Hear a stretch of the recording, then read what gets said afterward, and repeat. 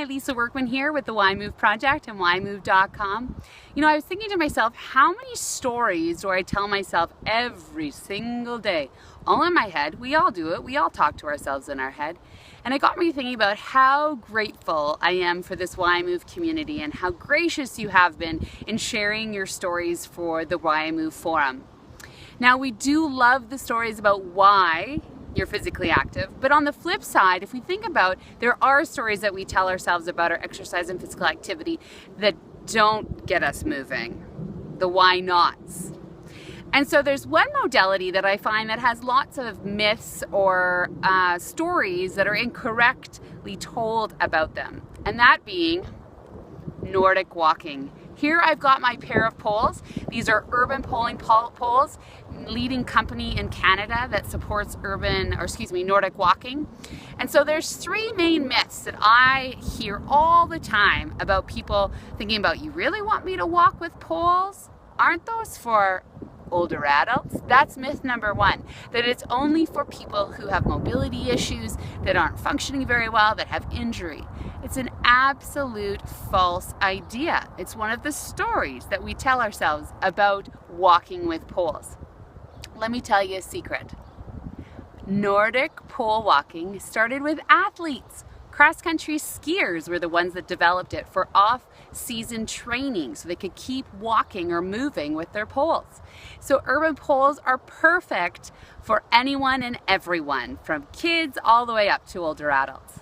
So the second myth that happens with Nordic walking or urban poling is thinking about the terrain. Now here today I am sitting on a hill. Yes, but you don't need a hill, you don't need a mountain, you don't need a special path to walk on. The beauty of these poles is they come with a nice rubber, what I call bootie or boot, at the bottom tip. So you can walk on asphalt, you can walk on cement, you can walk anywhere essentially because you have both the rubber tip but also the carbon fiber tip for rougher terrain or when you walk on grass. So absolutely, you can be anywhere, anyone, and urban pole. The third and final myth that I come across to a lot is, well, aren't I gonna look kind of funny walking with a set of poles? Now I want you to think back to the late 90s, I should say further back than that, the late 80s, let's take you back there.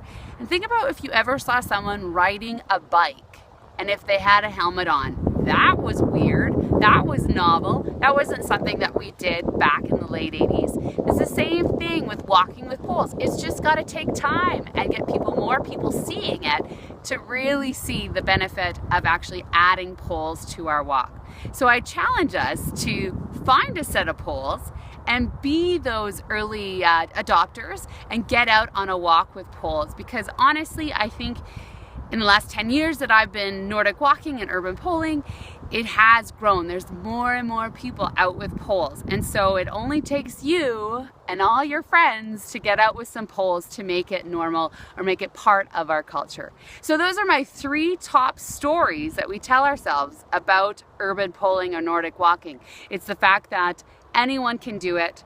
You can pretty much do it anywhere at all. And that you should be the beginner. You should start being the new adopter to show the benefits of adding poles to your walk. This is Lisa Workman with the Why Move Project and whymove.com, talking all about stories that we tell ourselves about our physical activity, particularly around Nordic walking and urban poling. I hope you enjoyed this one. Give me a comment below and let me know if you like it or if you've tried poling. I'd like to know, have you tried Nordic walking? Happy moving.